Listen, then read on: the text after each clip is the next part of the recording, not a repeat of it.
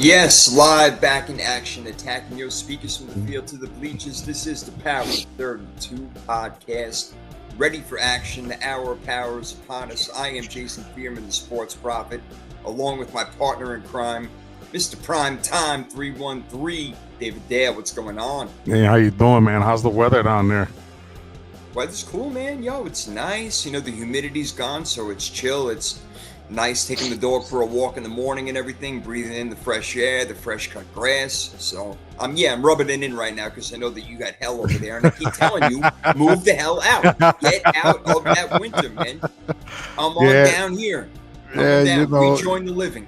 Right. Because up here, it's starting. The winter's definitely creeped in. It's starting to be like the 31-degree afternoons and the 17-degree mornings and stuff like that, man. So it's getting like that, yeah, man. So line me up with a job, man. I'll come down there. My wife and I and my daughter and brother-in-law will all just come down there and move and enjoy the South Florida weather. Hey, man, that's what I do for a living. I find people jobs. So you know what? Come on down. It'll take 2 seconds with you. That'll be no problem. There you go. That'll be no problem at all. All right, folks, we are glad that you were joining us over here on the Power 32 podcast. We are ready to go, ready to hear you in the chat. Of course, we're going to hear from you guys later as the podcast goes on all week. This show is good all week long as we make our picks, talk about the latest things that are going on in the NFL, what we foresee. We got a couple of great segments today. We're going to do a little more likely to happen. Of course, we got our big deal, no deal. We're going to make our picks. And we got our freaky fantasy football draft. So we got a lot to do over here, my man. You ready to roll? Absolutely. Let's do this. All right. I say let's do this thing. Let's make it happen, man. All right. Let's rock and roll over here. You know we always start out with NFL trivia. And this one is interesting because it just happened. So I don't know if you heard it or not, but if you didn't, it's a good question. Here you go. Matthew Stafford set a record by throwing 28 consecutive touchdowns in a season without an interception. Whose record did he break? Wow, and the bad thing about this is that I watched the game, and I'm sure they mentioned it on the game, and I totally missed that one. Well, then you have to put your thinking cap on. He had 28 touchdowns, Stafford, without an interception, and he beat out a guy who had 27 touchdowns without an interception in a single season. Who is that quarterback? If you know it in the chat, throw it out there. Yeah, I'm gonna just probably put myself out of my misery real quick on this one. It's got to be, well, not got to be, but I'm thinking it's one of my favorite players of all time. The guy that I just adore more than any other player in the National Football League. I'm gonna go out. I'm gonna say, and oh shit! Now something else just popped. You know what? I'm gonna say Aaron Rodgers. You know what? I knew you were gonna say him. I swear to God, I knew you were gonna say Rodgers because he's got like the best touchdown interception ratio of all time. Right. But it actually is the GOAT. Tom Brady had 27. I'm not sure what year it was. It might have been 2007 when he the year when he had Randy Moss when he threw for 700. Yeah. Right. That'd have been my second guess. And then Kurt Warner popped in my head for some reason. That would have been it. But yeah. So, yeah, I totally dropped the ball on that one. Like I said, I know they probably mentioned it tough question. The broadcast. But, yeah, you know how I just love Aaron Rodgers, too. He's my favorite guy of all time. Yeah, really. Yeah. And he's doing a wonderful job right now with his broken left wrist. My goodness. Oh, my God. Hey, real quick on that. Yeah. You can't tell me that when he went over to the sideline with that bloody nose and they went to like put the tape on, he's like, no, leave it off. I want to be blood. I want to look like a warrior. I want everybody to see how tough I am. So they say put a Band-Aid on his nose. If they did it, they put it on the bridge, but he still had that little scab right there. It's like, that's typical Aaron Rodgers playing for the camera. So he probably went in the tent, looked in the mirror. He's like, yeah, that looks badass. Exactly. Aaron Rodgers, man, whatever he can do. This is his last year. There's no doubt about it. This is it for him. So if they're going to catch lightning in a bottle, it's going to have to happen now for the Pittsburgh Steelers. But speaking of the Steelers, actually, now you got me thinking, Darnell Washington, their tight end, the guy who looks like a mountain. I mean, He is so big. I don't understand how people couldn't even tackle him. When he was born, he was probably taller than his mother. And it took like probably 4 doctors to deliver him. This guy is so big. I would never want to tackle this man in my entire life. Just a tremendous dude. It's a little side note, Darnell Washington watching him play. But I got to go to your Lions for a minute over here.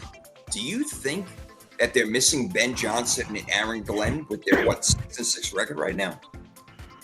Here's where I'm at with the Lions, and I'll try to be brief. I lay all of this, 95% of the blame for what's going on, and some fans are going to disagree, but 95% of what's going on right now with the Detroit Lions is Brad Holmes' fault. And the reason I say that is that he had 3 different opportunities to improve this team, and he chose to stand pat. He came out on Detroit radio and basically said, hey, we're good. We don't need to get better. Started in the offseason when you didn't make any moves. You knew Frank Ragnow was going to retire last year, and you did nothing really to solidify the offensive line by bringing a veteran presence in other than doing the draft. Then you go to the draft. You draft running backs, or not running back. You draft offensive linemen that weren't highly rated. You chose not to pick a edge rusher. You drafted Tyleik Williams as far as your defensive line help. And then when it came to the trade deadline, you sat back and you did nothing. And in the meantime, Philly got better with Jalen Phillips. The Packers got better with Micah Parsons. Chicago got better with all their offseason moves. And you came out on Detroit radio and said, hey, well, we don't need another edge rusher, because how many teams really have 2 elite edge rushers? You know, we're good right now with what we have. And if you pay attention to the theme, Prophet, of Detroit sports, Steve Yzerman for the Red Wings says the same thing. We're going to wait for the young guys. We got it. Scott Harris for the Tigers says the same thing. We're good. We got the young guys coming up. We got it. And Brad Holmes does the same damn thing. And if the Lions are going to do anything in the next couple of years, I'm not going to come out here and say fire Campbell, fire Brad Holmes, but they need to change their way of thinking. This season right now, they're in danger of missing the playoffs. If they don't go 5-0 the rest of the way, they're done. And they might not beat Dallas this week. So if this isn't a big slice of humble pie for them, I don't know what is. But they need to go, and during this offseason, they need to take a good long look in the mirror and say, you know what, we got to go out there and get better than the teams that are around us, because apparently what we've been trying to do the last 2-3 seasons, as good as we've been, it's not good enough. So that's kind of where I'm at with the Lions, man. And Ben Johnson, I think they miss his presence on the sideline. I think when Dan Campbell chose to jump in and call the plays, he's missing the other little head coaching things that you need to do during the game. And I think he handed it all to Ben Johnson, and it was a done deal, nothing you had to worry about. And I think just Dan Campbell's got more on his plate than he really needs at this time, especially with the Lions struggling. So there's my 60 seconds on the Lions. And that's what I was talking about a couple of weeks ago when they made the move over to him, that it's going to take away from other responsibilities that he did have and didn't have to worry about with Aaron Glenn and Ben Johnson. And look what Ben Johnson, not so much Aaron Glenn with the Jets, but Ben Johnson with Chicago. Look what he's doing. He's got them the number 1 seed in the freaking NFC right now. Who would have thought? So pretty unbelievable. So the Bears are for real. They got a great run game.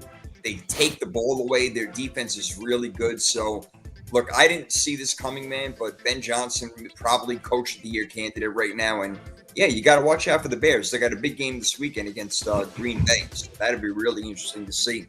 They're on the road. But speaking of missing coordinators, Kevin Patullo, the offensive coordinator for the Eagles, has not been doing a good job. They must be missing Kellen Moore right now. Or is it something else? Why is this offense so bad? Are they missing Lane Johnson at right tackle? Is it a combination of too many young guys in the secondary? What is it about this team that they can't get back on track like they were last year? Well, and I'm glad you mentioned those words last year. What was the one thing we talk about, how Dan Campbell was able to hand everything to Ben Johnson and not worry about it? What's the one thing, the biggest thing that's missing from Philly this year is the running game. Saquon Barkley has been absolute. I love Saquon, but Saquon has been absolutely a non-factor this season. I think that's the biggest reason. You mentioned Lane Johnson, but I think, Prophet, when you look at it overall, where's the creativity in this Philly offense? Yeah. There's no exist. creativity. They're. It's either now Jalen Hurts. I think they're just doing it to be stubborn, throwing the ball downfield numerous times. You can't get Saquon going. You forget about Dallas Goedert for 2-3 games at a time. There's no creativity. There's no bubble screens. There's no quick pass. There's no RPO. There's no any of that. And I think it's you miss Kellen Moore's creativity if nothing else. And it's nothing against the guy they got now, but every coordinator has their personality. And just like Ben Johnson and the Lions, Kellen Moore had that creativity, and I think that's the biggest thing that they're missing right now in their offense. I think another thing they're missing is the fact that Jalen Hurts is not running either, which opened up things for Saquon Barkley in that RPO. And I don't know if he made a business decision or not, Jalen Hurts, but he's not running the ball like he has been in past years. And he's saying maybe to himself, you know what? I got my Super Bowl. I got my MVP. I'm the man right now. I'm not going to go ahead and put myself in jeopardy. That's very, very possible. When is his contract coming up? Did he just recently sign an extension, or is he I up think he's for still a got contract? 3 years. He's got 3 years left. I'm not sure. I don't have it in front of me right now, but I think he's still got like 3 years left. So, he's a quarterback. He's still really good. He's able to show it, but for some reason, not everything is clicking, and they're losing games. They lost their last couple of games. It's kind of going back to that 2023 season when they started out 10-1, and then just lost 6 out of their last 7 games, and then got beat by Tampa in the playoffs. So, a whole nother thing. But another quarterback, Justin Herbert, he's going to have hand surgery on his left hand. Says he's probably still going to play. He's got a Monday night game this week, I believe, right, against the Eagles, as a matter of fact. Yep, so there you go. Big game. Yep, that should be a really interesting game, no doubt about it. Sauce Gardner's going to miss some time. I'm on Ross St. Brown. He's got a game on Thursday. I'm hearing he's probably not going to play. You hearing anything different? You live in the area. No, he's right now. It's slim. He came out on the after practice today. He didn't practice. Came out and said flat out, he's like, I don't know if I'm going to be able to go. You're already missing Sam Laporta. And then, for what it's worth, Khalif Raymond, who is another guy that they kind of use, especially in their special teams punt return, kick return game, he's probably not going to play. You got a couple more injuries to your offensive line, so it's going from bad to worse right now. But no Amon-Ra this week, that's odd because he plays through anything. There's a slim chance that he plays, but if he does, I don't know how effective he's going to be. But as of right now, he's not playing. Yeah, it'll be. If this was a Sunday game, he may have played, but by it being a Thursday game, I'm probably thinking there's no way he plays. It's going to be hard, man. And again, like you said, he's as tough as they come, no doubt about it. So, yeah, it's going to take a lot to keep him off the field, but it doesn't sound too good for him right now with that sprained ankle.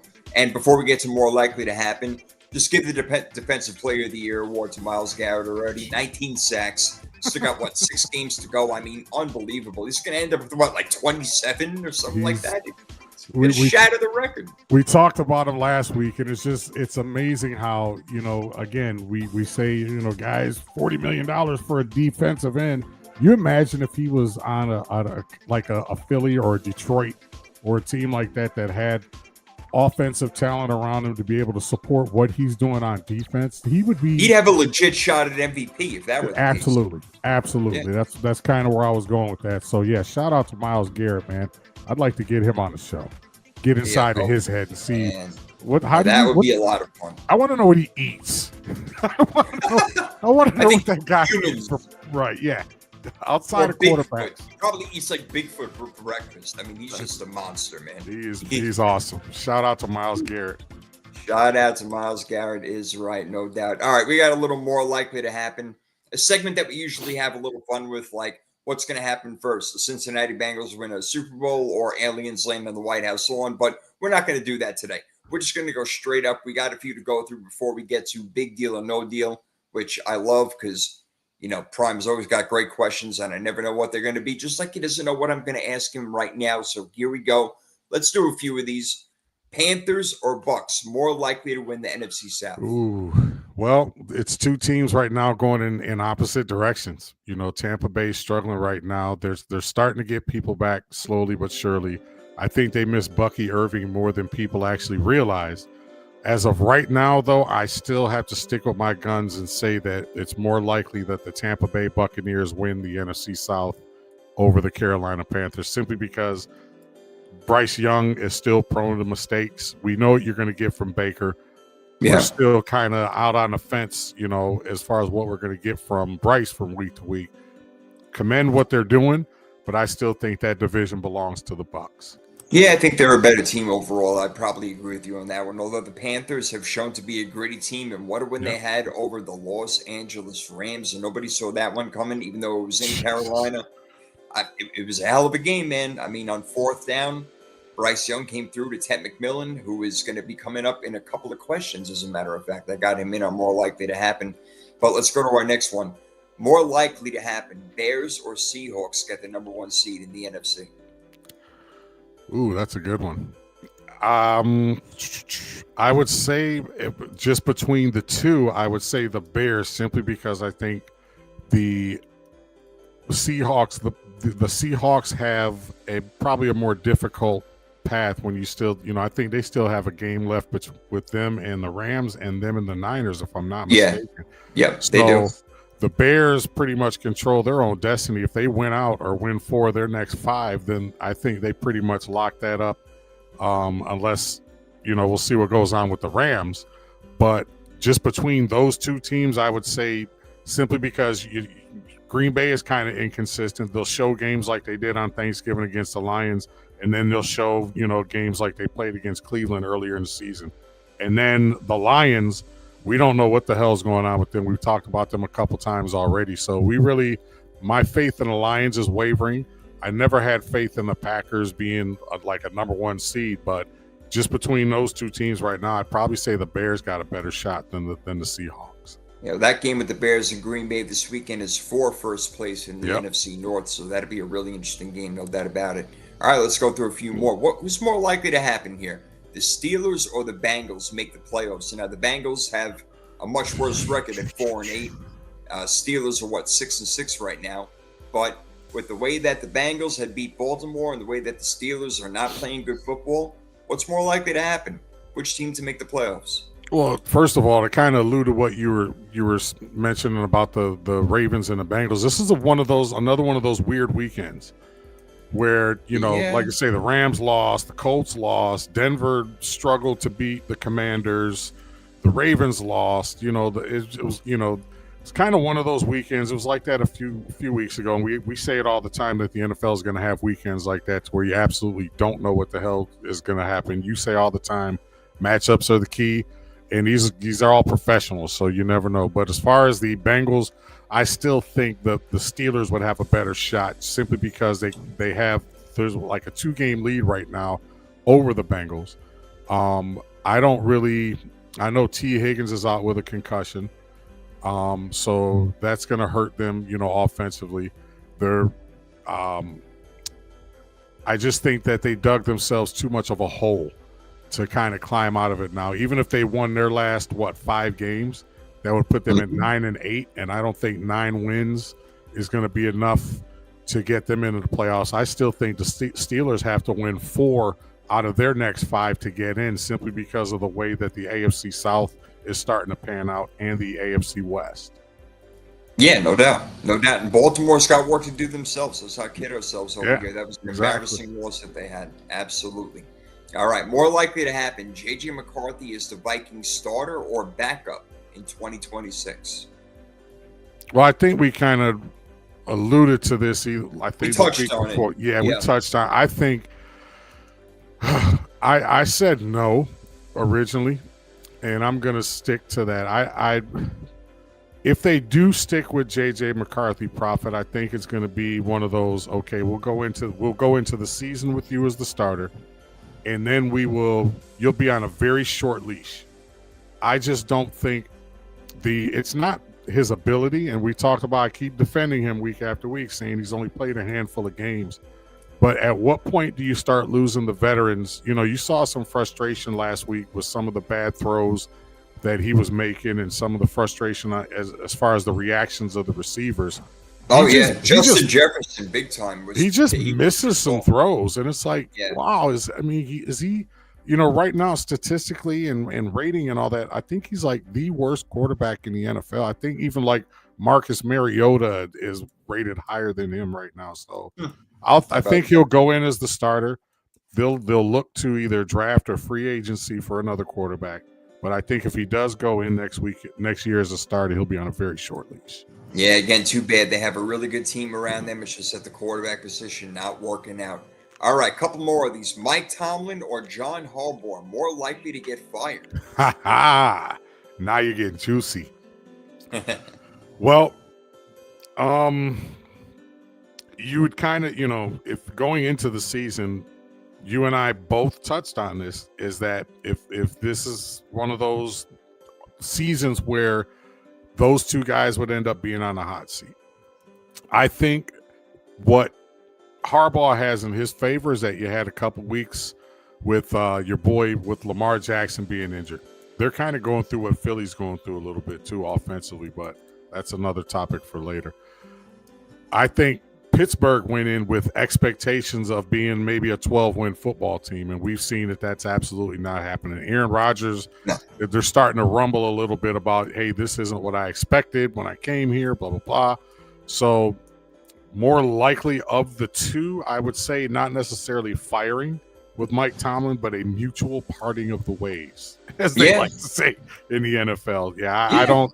I don't think if Pittsburgh misses the playoffs, I don't think he survives this. All right, no doubt. I kind of agree with you on that one. Again, you talked about the New York Giants maybe being the destination. They got Jackson Dart. He's got to learn how to take a hit or not take a hit for that matter. God, that young man, he's killing me. Oy, what a mess that was last night. Oh, my God, he got the shit knocked out of him on the sideline by Elvis. Oh, boy. All right. Who more likely to lead the league in rushing, Jonathan Taylor, who's got 1,282, or James Cook, who's got 1,228, only about 60 yards or so away from each other right now? Well, yeah, James Cook, he's been on fire lately. I think he's got, 7 straight 100-yard games, something like that? Yeah, something like that, yeah. And 2 weeks ago, it looked like Jonathan Taylor was on his way to like 4,000 yards. But the Colts have struggled a little bit over the last few weeks. I still think that Jonathan Taylor will probably end up with that rushing title, simply because now that the Colts are starting to suffer little injuries here and there on their receiving core. I know Tyler Warren might be out with an illness this week, so they'll probably lean a little bit more on Jonathan Taylor, even more than they normally do. That's going to be a very cool race to watch as we go down the stretch. But I still say right now, I got to give the nod to Jonathan Taylor, simply because we all know it. That guy's capable of ripping off a 200-yard game at any minute. Not saying that Cook can't, but the likelihood would be more towards Jonathan Taylor. So give me JT in that one. I hear you. Cook, he ran for over 1,500 last year. He could run for more this year, possibly. I don't know. That's a tough one. That's a toss-up for me. Well, like you said earlier, there's still 5 games left. Yeah, I mean, there's plenty. And the way that things have gone, the way things have gone for the Colts the past 3 games, Jonathan Taylor's not getting those yards, but James Cook is, even though Buffalo was not playing their best football. Won an ugly game in Pittsburgh, but nevertheless, they did win. All right, that was more likely to happen over there. Which brings us to our very next segment. We go immediately. We don't waste any time in the show. We want to have fun. We want to get it going. We got Big Deal or No Deal. Prime is going to introduce the segment and tell us what he's thinking and ask me some questions. There you go. Big Deal or No Deal, sponsored by the Power 32 podcast. This is the segment of the show where I pose several different scenarios to the prophet, and he tells us whether it is a big deal or no deal at all. And we're going to start with the team that we just were talking about, the Indianapolis Colts. The Indianapolis Colts have lost 3 of the last 4 games and have fallen back to the Houston Texans and the Jacksonville, your pick to win that division, the Jacksonville Jaguars. That's right. The Jaguars. Going into the last 5 weeks of the season, seeing how the Colts have kind of regressed a little bit. Is it a big deal or no deal that the Colts have lost 3 out of the last 4 and actually are in second place in that division right now? Yeah, I think it's a very big deal, no doubt, because I think that we have all been waiting for Daniel Indiana Jones to turn back into a pumpkin and be Danny Dimes or Danny Nickels or Danny Pennies or whatever he used to be. He's just not the guy that he was in the beginning of the year. Things were flowing, things were getting good, but you know what? Teams start watching tape on you and start figuring out what to do. They start loading up the box on Jonathan Taylor and dare Daniel Jones to go ahead and beat them. And you know what? At times, he'll find Tyler Warren. He'll find Michael Pittman. He'll even find an Alec Pierce in the back of the end zone. Mm-hmm. But now it's becoming fewer and far between. So when your quarterback isn't playing well, usually your team is not playing well, and they don't have the kind of defense, even though they're a pretty good defense, that can hold them up for the next 5 games and make sure they get into the playoffs. So Daniel Jones is going to have to turn it around, and I don't know that he can. So I do think it's a big deal. And it's funny you said, and they're still, I think, like plus 100, plus 107, 108 or something like that in point differential. So, but like you say, their defense is, in probably 4 weeks ago, their defense was as such to where the statistics, points for, points against, there was a big variance there. And now their points that they're giving up is starting to catch up. And it's not even so much the points, it's just the fact that their defense has given up plays at bad times in the football game. So right, that's going to be a race to see, and then the Texans are still going to have something to say about it as well. So that no AFC doubt. South, man, that AFC South is really turning into, this is going to be a good last 5 weeks. Wonder what our buddy Mike Patton has to say about that. Our friend over there touring the AFC South. Yeah. Wonder what he's probably just as giddy right now as he can possibly be, seeing how that race is starting to pan out. So, let's see. Moving on to number 2, Dallas. All of a sudden, the Dallas Cowboys have looked really, really good the last few weeks. They're 6-5-1. I still think that tie could potentially bite them in the ass. But is it a big deal or no deal if they win this game this week? Is it a big deal or no deal?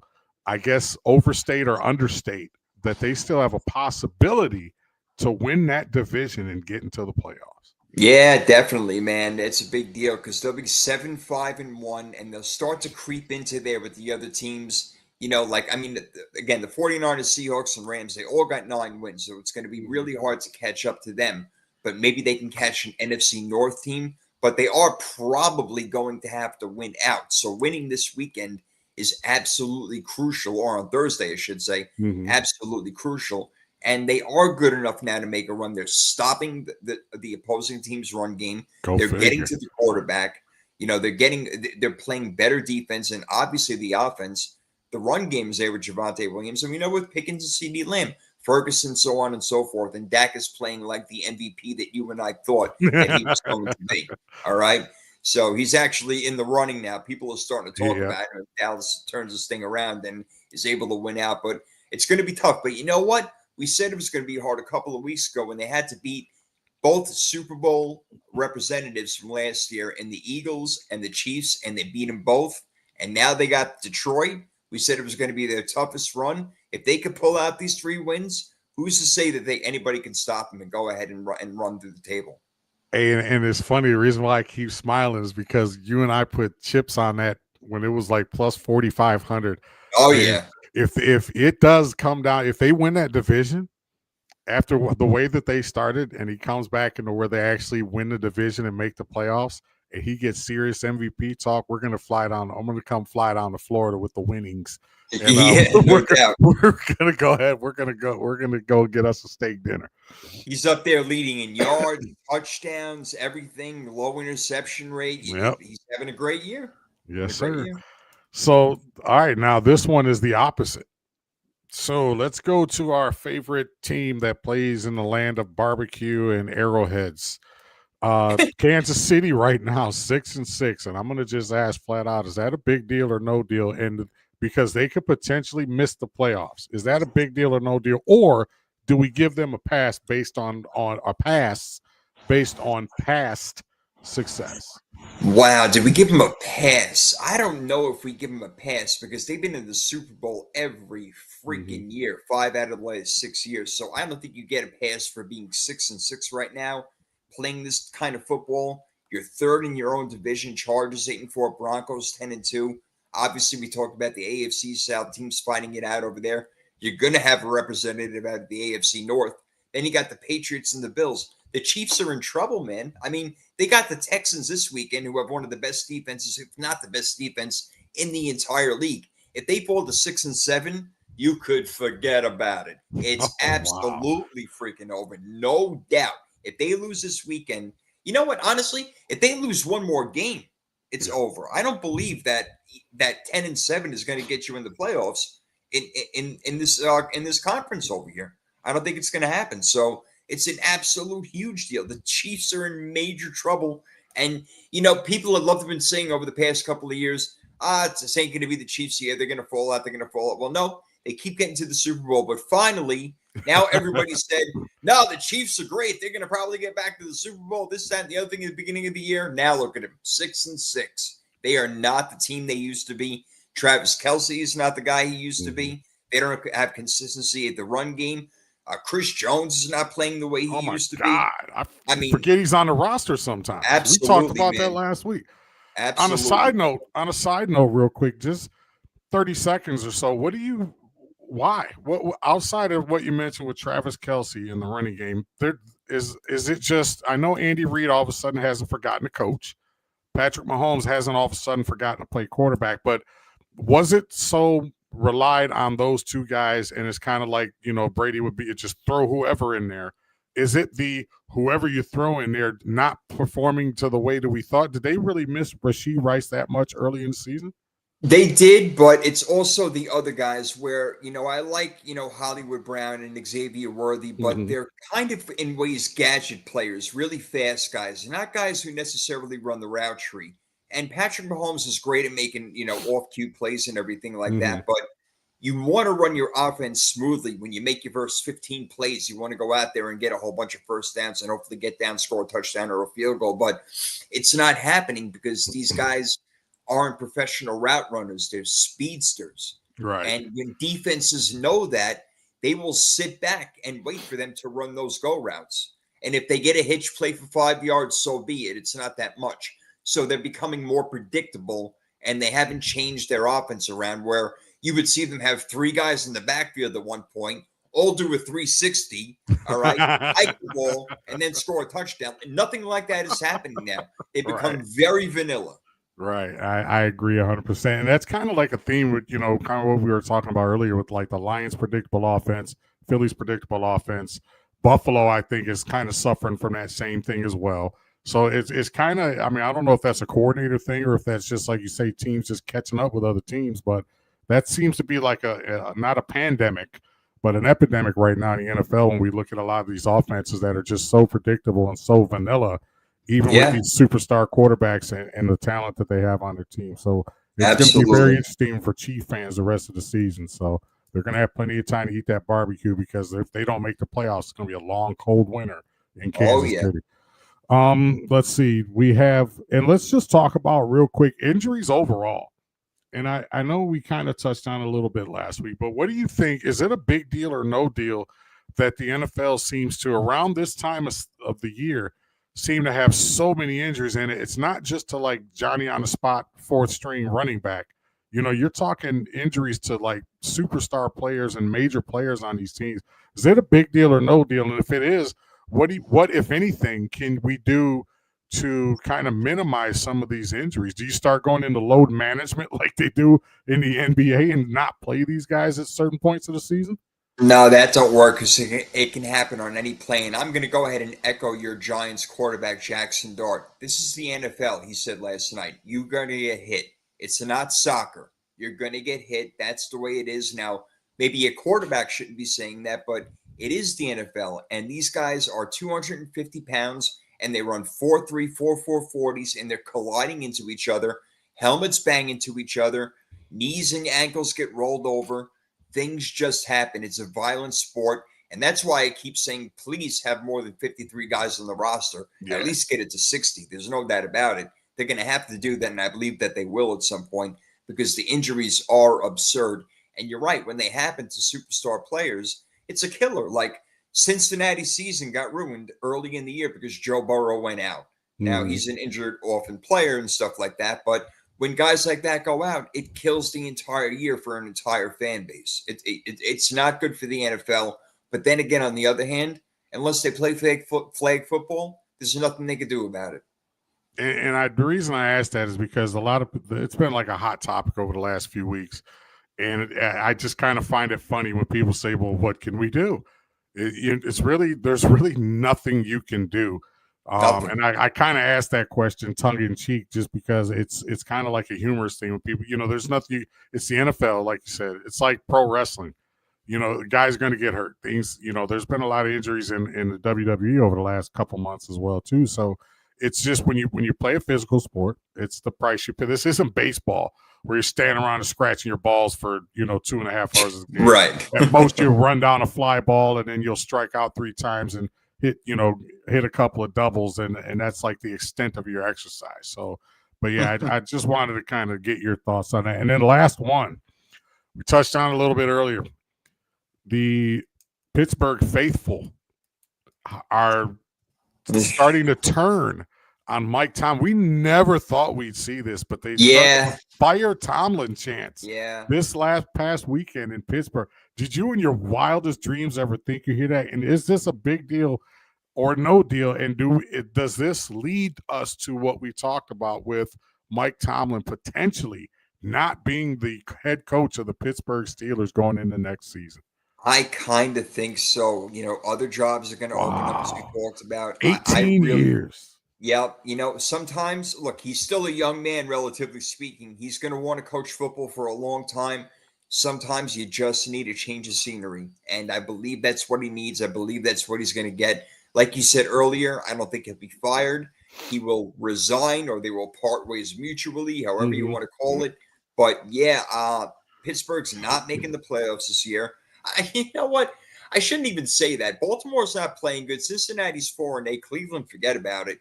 I guess it's possible, but still, they're not going to do anything. They would be one and done again, which is what they are all the time, one and done when they get in the playoffs. So, yeah, I kind of think this is it for Mike Tomlin. I really do. And he will get a head coaching job in any vacancy next year, wherever he wants.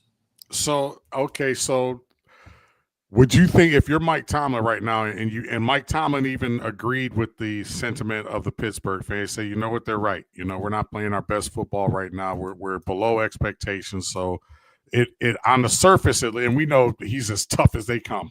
So I think that, but I still, a part of me, as much as I love Mike Tomlin, a part of me has to think that, damn, you want to say, well, look at all I've done for you. But then you look back and it's like, what have you really done other than having consecutive winning seasons? And that's difficult. His streak of consecutive winning seasons is very difficult to do in the NFL. We've seen teams go up, down, up, down, up, down. And Pittsburgh has been that model of consistency. But consistency sometimes can be just a fancy word for being mediocre. And so, but I agree with you. But it would be weird, just like when Belichick left the Patriots. It would be weird to see. I mean, how did you feel when Bill Walsh finally called it quits with the 49ers and George Seifert took over for him? It's just like, wow, he's actually not here. Yeah, it's a weird thing. But you know what? With Tomlin, he has not had a quarterback since Ben Roethlisberger. Give the man a quarterback and let's see what he can do. But whose fault is that? Whose fault is that, Prophet? It's management's fault. That's not his fault. I'm sure that he said everything he possibly can to say, "Give me." I know he wanted Aaron Rodgers this year, but what about in years past? What about after Ben Roethlisberger retired? 5 years ago at this point? Where has the quarterbacks been? They haven't done anything to try to go get a guy. They haven't done anything to try to move up in the draft. And speaking of that, I think that's what they might do this year, because Tennessee is going to get the number 1 overall pick again, and they need a whole ton of picks. I know Pittsburgh will probably end up picking somewhere around, I don't know, 18 to 20 or whatever like that. But don't be surprised if Pittsburgh throws the kitchen sink at the Tennessee Titans to get the number 1 overall pick and get that Mendoza kid. I'll tell you what, here's a bonus. It's not necessarily a big deal or no deal, but I want to see, does Tennessee dare take another quarterback? Have they seen enough from Cam Ward this year to say, you know what, we're confident, kind of like the J.J. McCarthy question. Have we seen enough from Cam Ward this year? Because to me, I haven't seen any progression. Or is it a coaching thing or a talent thing? Do they dare take another quarterback this year? Yeah, that would be interesting to go back-to-back years, number one pick, taking the number one overall pick with a quarterback. I don't really see it happening. I do Mm, hear they like Cam Ward, and you have to look at what they have around him, which is really nothing. nothing. I mean, the Nothing. defense is garbage. They don't have a running game. They have no passing game to speak of whatsoever. I mean, it's bad. And is he part to blame? Absolutely. There's no doubt about it. But if you can try to build a team around him with, some other young players, bring him in, bring a couple of veterans in, whatever it may Hmm. be. Figure out your head coaching spot, what you're going to do with that. Things can happen for them in the next 2 to 3 years, but to give up on him now, I don't think so, because you can't just say that Fernando Mendoza is a guaranteed thing when he comes into the No, NFL. You don't know that. no. So, but yeah, I just wanted to pick you. Yeah, there you go, ladies and gentlemen. That was a big deal or no deal. Yes, sir. There you go. Love it. Big deal. No deal. You always bring the good stuff, man. Love the questions. Love the questions. Yeah, we went big deal this time today. Not many no deals, but a lot of big deals. And you, my friend, a big deal with your 11-5 record last week. You continue to stay in that double-digit area. Shit. While I disappointed, I was 12-2 last week. I'm at 9-7 this week. Gosh, man. All right. At least it wasn't under 500. So I guess 9-7. But Prime, you are up 8-3 in the yearly picks that we have got going on as we make our picks every week. We're about to make our week 14 picks. We had our freaky fantasy football draft, the closest it ever was, dude. I had 69.64. You had 68.24. It was Jesus. that close. I'm, Close. and I'm kind of here, and I talked about this a little bit.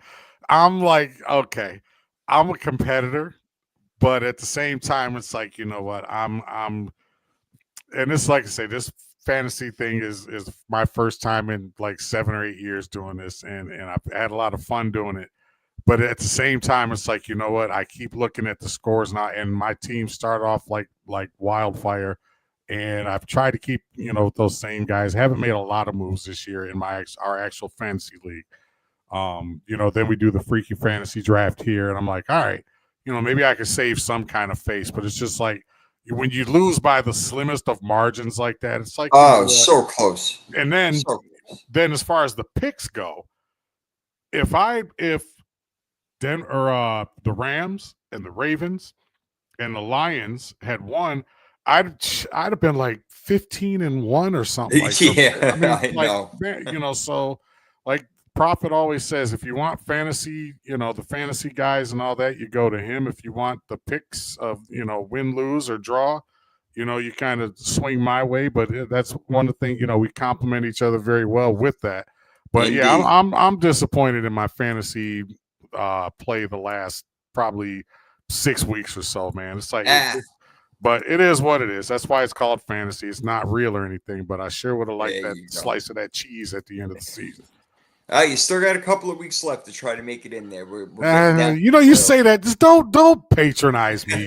don't say, oh, you got, there you go, little, like we do a Kyler Murray. There you go, little fella. Pat on the head there. Way to go. Stop. Just say I'm kicking your ass. You're not going to win. You'll be lucky if you make the playoffs, and to try it again next year. How you doing? All right, well, you said it, I didn't. There you go. Perfect. All right, let's make some game picks over here. We got 4 teams on a bye this week, including my 49ers, the Carolina Panthers, wait. Patriots, and the New York Giants. Not to cut you off. You're 9-4. That's right. You're 9-4 49ers. Oh, come on. Give me that. Come on. A little bit of profit rubbed off on me there with the puns. The 9-4 San Francisco. Jesus H. Christ. That's crazy. You believe that? Love it. You could say, oh, you want. You play who's on the schedule. I don't give a damn. But yes, you're right. The 9-4 49ers and the freaking 11-2 Patriots, whatever they're at right now. And the 10-3 Bears. What the hell's going on? What is going on with this freaking league? I'll tell you, man. Unbelievable. Oh, Jacksonville 8-4. What the man? The hell is going on? There's a God somewhere. Gotta love it. The NFL, you never fucking know. It's unbelievable. All right, here we go. Game pick time, Thursday night. We talked about it already. Cowboys and Lions, going to be a tough one with that. Amon-Ra St. Brown. The Cowboys have been playing really good football lately at 6-5-1. Your Lions are 7-5. What do you think happens? I'm going to get killed for this. Uh-oh. I'm gonna get killed for this. That's Lions -3, and the only reason it's -3 is because it's at home. If it was in Dallas, it'd be Dallas -3. Yeah. Give me the Cowboys. Give me the Cowboys to win straight up in this one. I think the Lions are done. They don't have, and now you go from, all the other combos and receivers that you had to play, and now you go to CeeDee Lamb and George Pickens. Throw a little bit of Javonte Williams, a little bit of Jake Ferguson in there. Come on, man. It's too much. It's too much right now. The Lions are not defensively equipped. The only way the Lions win this game is if they get a consistent pass rush, and if Jared Goff, who's got no Laporta and got no St. Brown, he's got to come out and take the game into his hands. This has to be a Jahmyr Gibbs game and an Aiden Hutchinson game in order for the Lions to win, and I don't think the combination of that is going to happen. Give me the Cowboys in that one. Yeah, one team is playing really well and one team is not. The Cowboys are playing really good, and Detroit has not been playing good football lately, and I'm just really not sure. Jared Goff has never been that guy for me where I say, oh yeah, I can get behind him 100%. I like him, but I don't love him, but I do love Dak Prescott, so give me Dallas in that game. I'm going with you on that one. Next, we got the Seahawks, who are 9-3, going to Atlanta to play the Falcons, who are 4-8.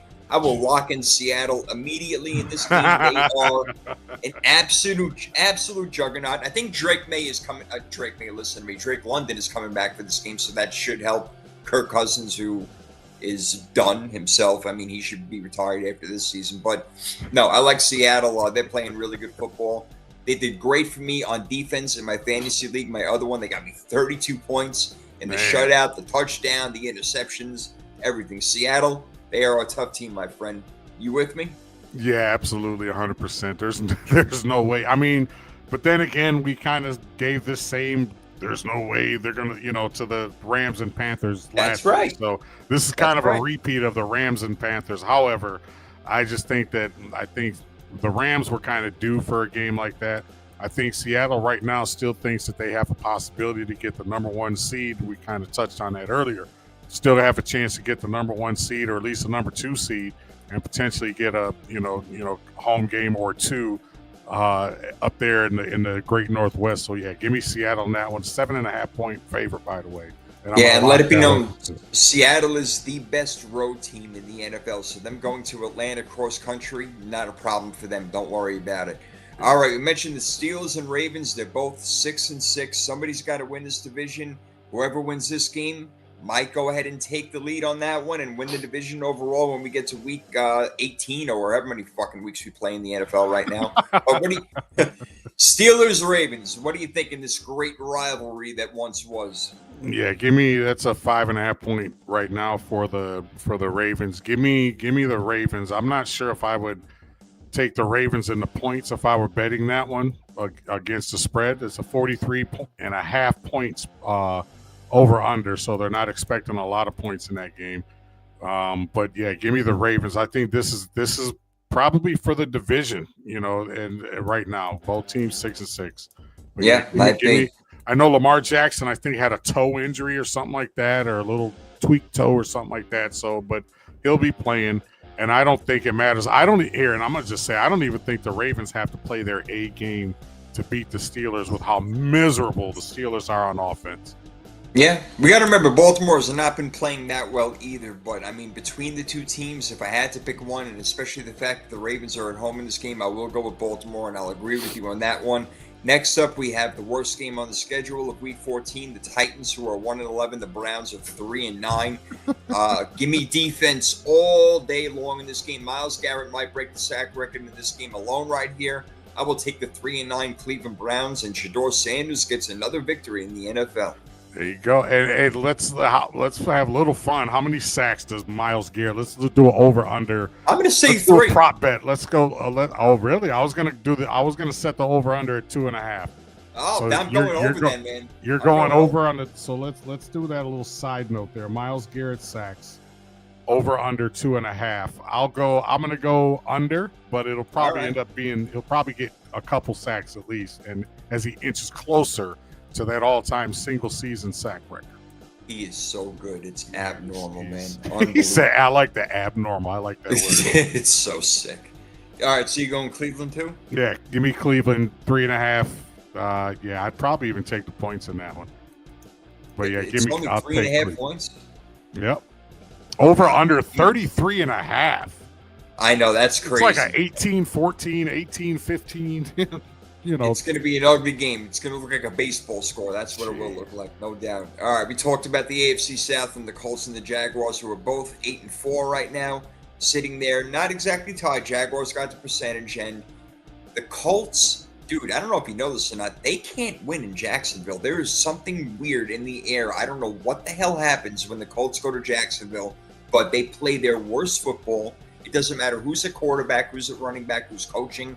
They don't win there. And for that reason alone, I'm going to go with history, and I'm going to take Jacksonville to win this game and put the Colts even further down the totem pole in the AFC race for the playoffs. I gotta keep rolling with the Colts, even though they're missing Tyler Warren. This has to be a Jonathan Taylor game, and actually the Colts are favored by 1.5 to win this game. They are, okay. Yeah, and there's not a lot of value there either, so Vegas is kind of torn on this. It's plus 110 for Jacksonville on the money line, minus 130 for the Colts. But yeah, give me, I gotta go with the Colts. I gotta think they're gonna break out of this funk. Every team goes through this, unless you're the New England Patriots or the Denver Broncos, and even Denver in their wins, as successful as they are, they had some bad games. Yeah. So I'm thinking the Colts are just going through it right now. I think Shane Steichen and company will get it together. Give me the Indianapolis Colts on this one. All right, well, Danny Jones is going to have to turn his game around, no doubt about it. All right, we got the Commanders and Vikings. Commanders 3-9. Minnesota is 4-8 in this game over here. So, again, not one that you really want to watch. But if you got some fantasy players on this team like Terry McLaurin, Justin Jefferson, or whatever, you might be a little interested. What do you say, Prime?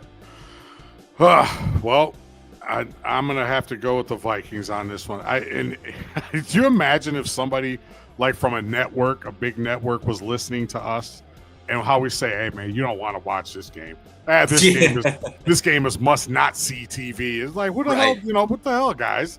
They'd be all over us in the comments section. But yeah, give me the Vikings in this one. The Vikings are actually favored by 1.5 in this one. They are, okay. But all right, it's over under 42.5 plus 108 for Washington on the money line. So that tells me that this is a coin flip according to Vegas. That's why spread's only 1.5, and it's only 1.5 because Minnesota's at home. So the Fighting JJ McCarthy's, we're gonna have, we'll see if Kevin O'Connell can pull one out of the hat and try to salvage something out of the rest of the season.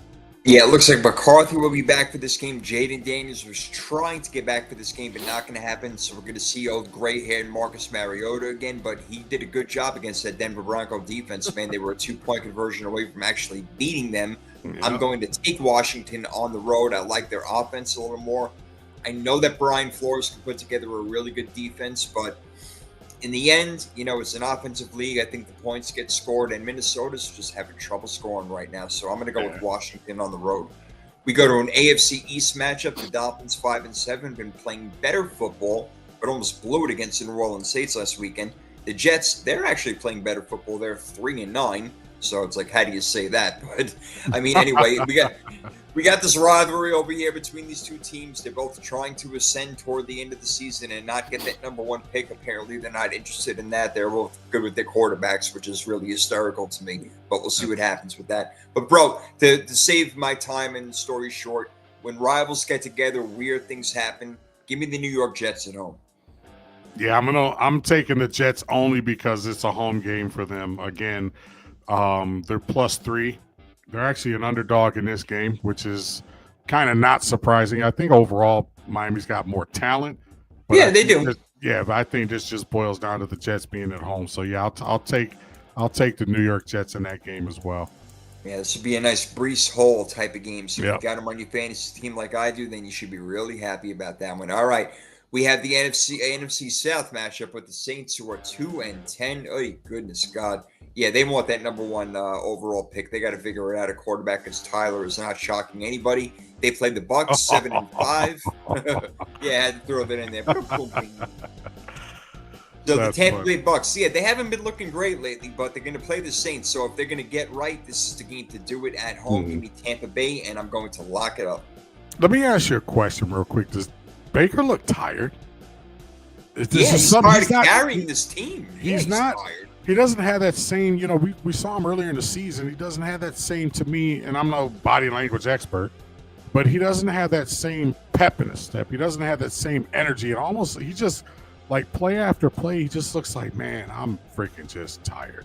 He didn't have really the playmakers. I mean, Emeka Ibuka, he got hurt for a while. Chris Godwin's been out for a while. Mike Evans been out for a while. Bucky Irving was out for a while. Crazy. I think that, these guys, is like, what? He looks around, he's like, shit, I got to do this thing by myself over here. So, yeah, I have seen that. I haven't seen him be as rah-rah lately. But yeah, when he scores his touchdown, he runs into the end zone and jumps on the wide receiver and smashes his head. He does all that stuff. But I have seen bad body language out of him. So I do agree with you on that one. But yeah, I'll take the Bucks, and the Bucks are actually an 8.5-point favorite in that game. And if you do feel a little bit of froggy, there is some value there for the Saints, plus 385 on the money line if you're interested in that one. So that's kind of good value, especially this late in the season. You usually don't see that type of value. So, but for all intents and purposes, I'll take the Tampa Bay Buccaneers, even with the low over/under 42.5. So Tampa Bay will probably end up scoring the majority of those points, like 30 or 13. Most likely. I'm gonna lock that one. You're gonna lock that one? Is that your first lock? That's my second. My first one was Seattle and Atlanta. Oh, you did lock Seattle. Okay, gotcha. All right, Seattle on the road, really good team on the road. We got the Bengals and Bills next. Now, definitely an interesting matchup, despite the 4-8 and 8-4 records opposite with the Bengals and Bills right now. I thought about taking Cincinnati, but then I thought no T. Higgins in this game. They're going to try to key on Jamar Chase. There's not as much, but they did put up 32 against Baltimore. But I think the Bills, it's like, damn, we need this game so bad. They're at home. The crowd's going to be behind them. So I feel like the Bills should win this game, man. But it would not surprise me if Cincinnati won. Bro, I'm torn. Where are you going with this one? I'm going with Buff. I think it's supposed to snow there this weekend, too. So there's nothing like a snowy afternoon in Buffalo. It's kind of one of the most iconic scenes in the NFL right now. I love it, the snow games. No, you're not a huge fan, but I I love the snow games. Now, talk about the 4-8 Cincinnati Bengals. This isn't your average 4-8 team now that Joe Burrow is back. But True. We did talk a little bit earlier. Do they have anything to play for? Well, you got a 9-win season potentially. However, I think Buffalo just needs this game, like you said, more than the Bengals. And Buffalo's favored 5.5 right now. So I'll take the Bills in this one. This has to be a James Cook game, but kind of getting to what we talked to earlier real quick about Harbaugh and Tomlin. I think this is a put up or shut up year for Sean McDermott as well. It's been too long. Yeah, you've been saying that. You've not done enough. So they got to get it done. And if they end up losing this division and then being one and done in the playoffs, this could be the last year for Mr. McDermott. Yeah, it definitely can be, and I know that you've been on that one, no doubt about it. I mean, God, I really think Cincinnati can win this game, but I am going to take Buffalo because they need it more. And Josh Allen, I feel like he's just going to take this game into his hands. James Cook, no doubt about it, will be a big part of it. Should be an interesting game, but yeah, that's one I'm going to keep my eye on, no doubt about it. Maybe this next one, I'm not going to keep my eye on so much. AFC West, Broncos 10-2 versus 2-10. Raiders, this would be my last lock. I don't even need to get into it. Right. Denver is kicking ass, man. And the Raiders are just one of the worst teams in the NFL, 2-10. Pete Carroll, I'm sorry that you had to go through this, man. That was a bad decision. Yeah, I'm with you on that. Yeah, give me the Broncos. They're 7.5-point favorite, minus 450. So that's actually that kind of translates to a bigger favorite than a 7.5-point favorite. So yeah, give me the Broncos and the fighting Sean Payton, Bo Nix is I'll take the Broncos in that one all day. All right, no doubt. Going Denver, both on the road team in that one. Big game this weekend in the NFC North. We talked about the Bears, who are 9-3, the number one seed in the NFC. The Packers trying to take that away from them. They're 8-3-1. The game is in Green Bay. This should be an excellent game. Now, what you got is Ben Johnson versus that Packers defense, man. And then you add in Matt LaFleur with his creativity. And I know that Chicago's been playing really good defense. They've been taking the ball away. And Jordan Love, at times, is prone to throwing that bad interception, even down at the goal line. So I think it's going to be a defensive struggle. I'm not looking for a lot of points in this game. I want to ask you what the over-under is. I'm curious. I'm guessing it's about 42, 43. Yeah, it's 44.5. Oh, Chicago, 44. All right, yeah. it's a little higher than I thought. Green Okay. Bay's favored by 6.5 as it Green Bay's sits favored right by now. 6.5. That is a lot of points. Chicago's been playing well. I think Chicago will cover, but I think Green Bay wins this game at home. I think that they're the better team, and I think overall that defense is going to give Caleb Williams some problems. I'm kind of torn. I can't believe I'm saying this in a game that involves the Chicago Bears right now. I know. I'm kind of torn. I was back and forth. I'm like, you know what? I think Chicago can do it. I think Chicago can do it. But I think Micah Parsons and that defense is going to make all the difference in the world. I'm with you. I think Chicago covers. I could see a 2017 game or 24-20 type game. But yeah, give me the Green Bay Packers and the Matt LaFleur. Matt LaFleur led Green Bay Packers. But you're right though about Justin or Jordan Love. He's gonna give you one, and it's just a matter of time before he does. So this could be the game. That's right. Very possible. We'll see. Jordan Love, again, I've talked about him before. I mean, he's got all the gifts in the world, but I wouldn't necessarily want him to be my quarterback. Then again, they're 8-3-1, so the Packers are doing pretty good this year, all things being said. All right, to the NFC West we go with the Rams, who are 9-3, who are looking for revenge, and they get the team to do it against the 3-9 Cardinals, man. No brainer over here. We got the Rams all the way. I'm actually gonna take. No, I'm just kidding. Yeah, I know why you're not doing that. No, give me the Rams 8.5 point favorite. That's over under 48.5 in that one. I'll take the Rams on the road to annihilate. You know, they want to make sure that they retain their presence as the best team in the NFC.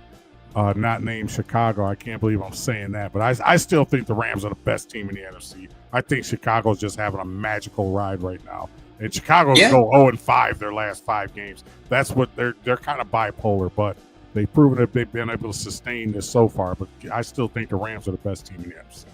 I was looking for Chicago to have that signature win, and they had it against Philadelphia. So Chicago, to me, has arrived.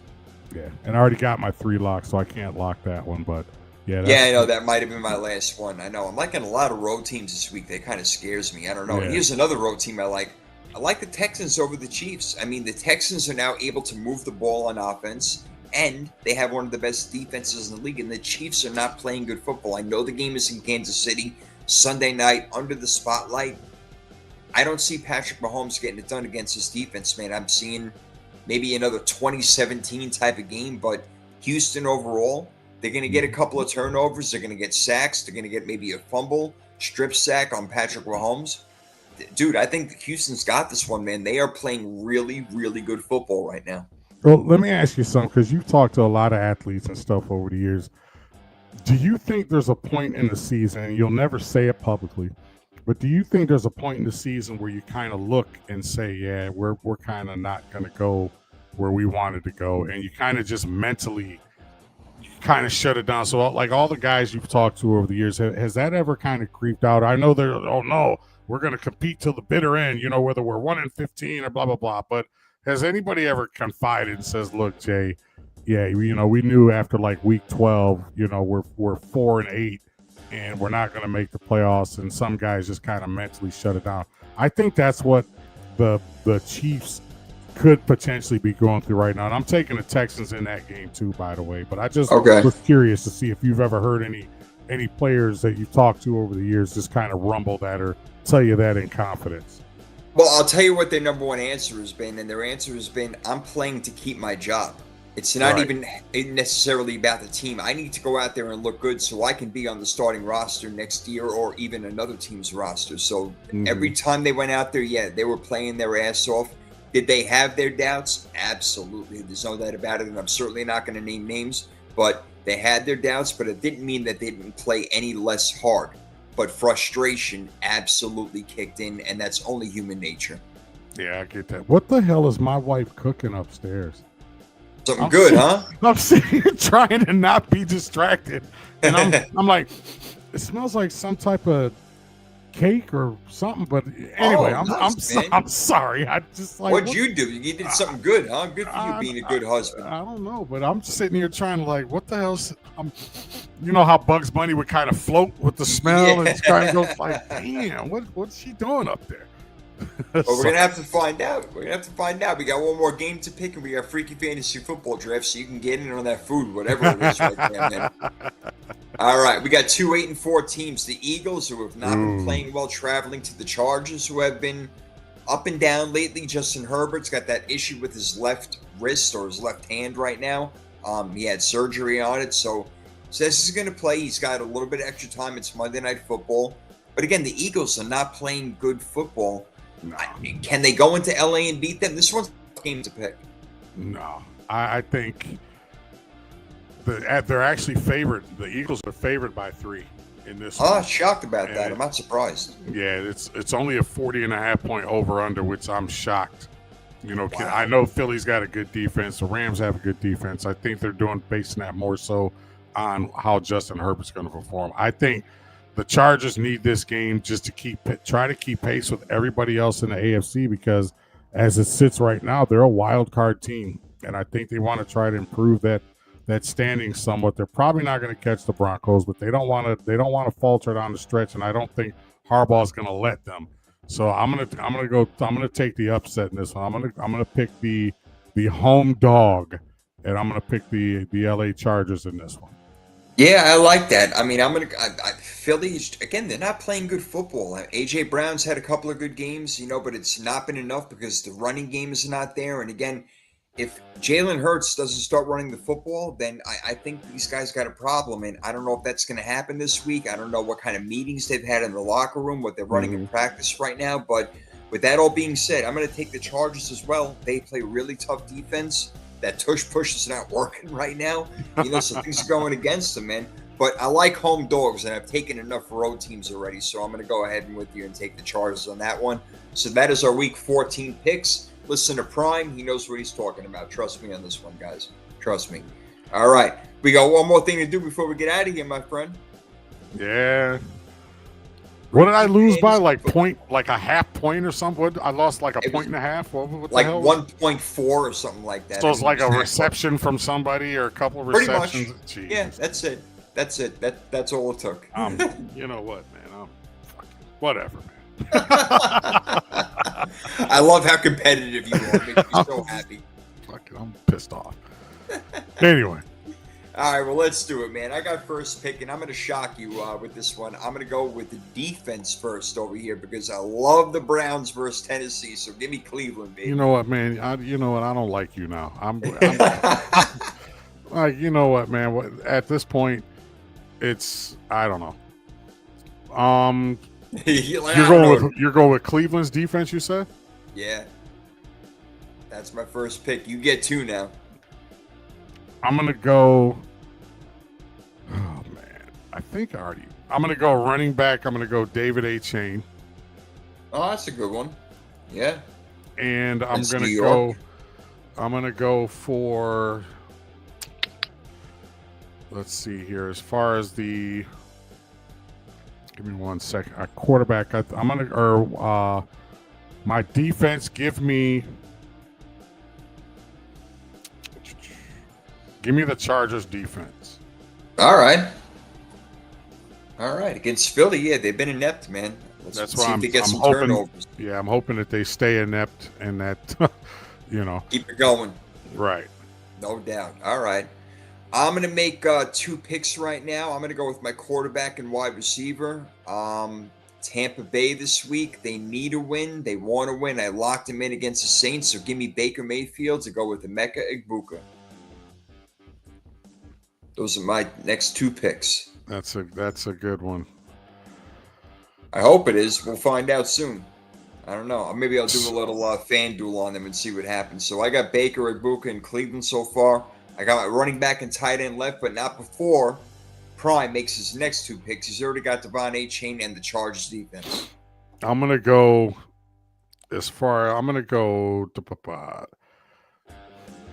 man, when you get down to this, you're like running out of. I'm gonna screw it. Let's do this. I'm gonna go Danny Dimes.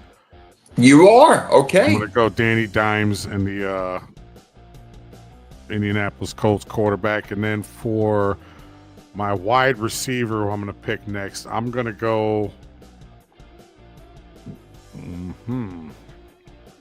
Double up. I was thinking about it. Give me Michael Pittman. I was thinking, man, it's Give a me good Michael choice Pittman. this week. I like that. I was gonna go CD, but something told me I picked him already. You did. So yeah, give me Michael Pittman. Plus he's on my real fantasy team, so I need him to have a good game Perfect. anyway. There you go. Yeah, make it happen then. All right. Let's see. What do we got? Running back and tight end left. So let's do this week. Seattle's Kenneth Walker. He's been playing some pretty good football lately. He actually has. Yes, he has indeed. And for tight end, oh, I don't like this one. Oh man. You know what? If the Eagles are going to do anything, I know it sounds weird, but they're going to get Dallas Goedert involved. I'm going to go with Goddard. Damn you. Yeah, you were thinking of him? I was actually it was down between him and the guy that I'm actually going to pick because I need somebody on Baltimore to do something for me since Zay Flowers isn't doing it. So wow. you're taking Dallas Goedert for your tight end? I am. Well, I'm going to take the old man and not Travis Kelce. I'm going to take Mark Andrews. Mark Andrews. I like it. Yeah, I'm not sure about this squad this week, but it's getting down to the nitty gritty where like all the great ones we've used them over the week. So yeah, we've gone through a bunch of these already. We've gone through 12 weeks of this stuff. Yeah, so no doubt. Yeah, but we're having fun. All right, so I got Baker, Walker, Ibuka, Goddard, and Cleveland's defense. You got Daniel Jones, Devon Achane, Michael Pittman to go with Jones, Mark Andrews, and the Chargers defense. All right, and I think that we only differed on maybe 2 games this week, which you'll probably win. So yeah, again, guys, let's get prime. Nah. Well, no, that's why I say the fantasy, the picks. I mean, if you've been following the picks all year, that's one thing. You're probably well up. But I know a lot of these guys have multiple fantasy leagues, so they're probably looking, with all the fantasy advice and stuff you've been given. I mean, I've been chipping in here and there, but that's like your wheelhouse. So there's probably a lot of people that probably need to be giving you a cut. At the end of the should be getting a cut at the end of the season. I think next year when we do this, we're going to start. Hey, look, we're going to start giving out our cash apps. I'm like, yeah, we want to see a little something every week. There we go. That's what's up. I got to tell you, man, I am in second place in both of my leagues. I've locked in my playoff spot already. I'm good to go. It's just a matter of my guys staying healthy. I got good teams, man. I'm freaking ready to roll. I am ready to go. Give me that money. Pay me that cash. Right. That's all I want. Forget this freaking, good sportsmanship shit. Just give me the money. There you go. Oh, God. You're always a good sport, my friend. We have a great time. We do it every Tuesday night. Power 32 podcast. We're going to be here all football year, having fun, doing our thing. Be back next week. Same time, same place, baby. Peace out, everybody. Peace.